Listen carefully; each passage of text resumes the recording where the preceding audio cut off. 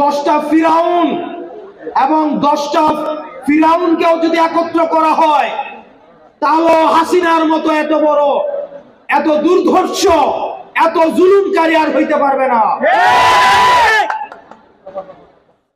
আমরা আপনাদের কাছে অনুরোধ করব, আপনার রাজনৈতিক আদর্শ যেটাই হোক না কেন, আপনি যদি ফ্যাসিবাদ বিরোধী রাজনৈতিক দলের, আপনি যদি ফ্যাসিবাদ বিরোধী রাজনৈতিক শক্তির কোন একটা অংশ হয়ে থাকেন, তাহলে পরবর্তী বাংলাদেশে আপনার এবং আমার সহ অবস্থান থাকবে।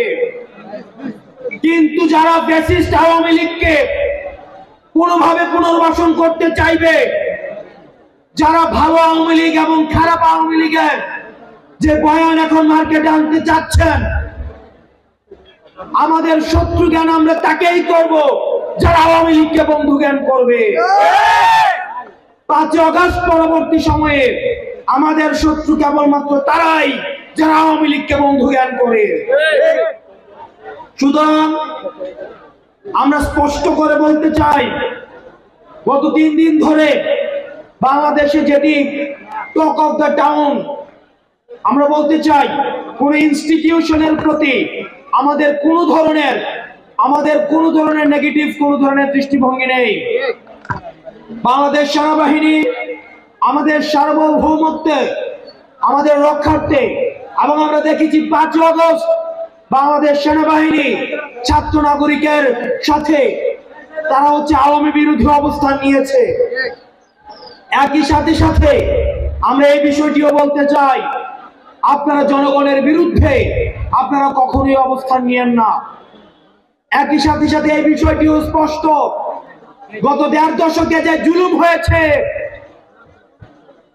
আমি ভার্সেস ডামি ইলেকশন হয়েছে, দিনের ভোট রাতে করা হয়েছে, কবর থেকে এসেও ভোট দিয়ে গিয়েছে, মুর্দার এসেও ভোট দিয়ে গিয়েছে।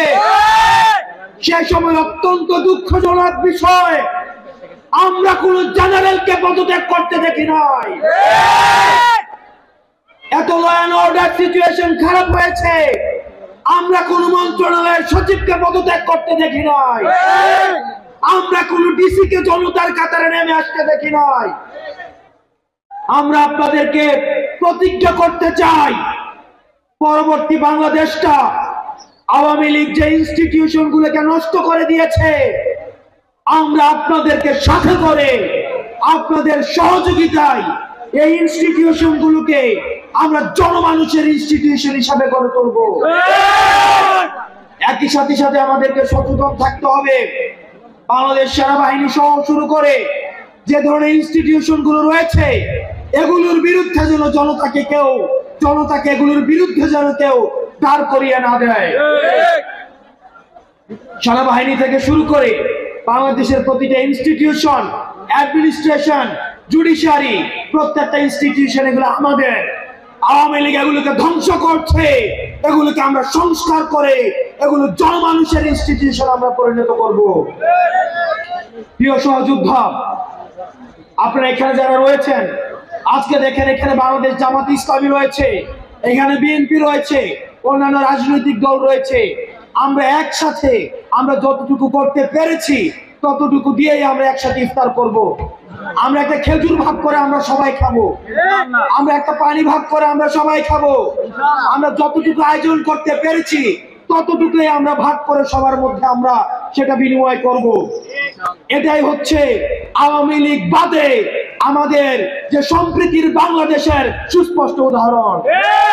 আওয়ামী লীগ ছাড়া বাংলাদেশ ভালো থাকবে, পরবর্তী বাংলাদেশ হচ্ছে উইদাউট বাংলাদেশ আওয়ামী লীগ। বাংলাদেশ আওয়ামী লীগের এই বাংলাদেশ 5 আগস্টে নির্ধারণ হয়ে গিয়েছে।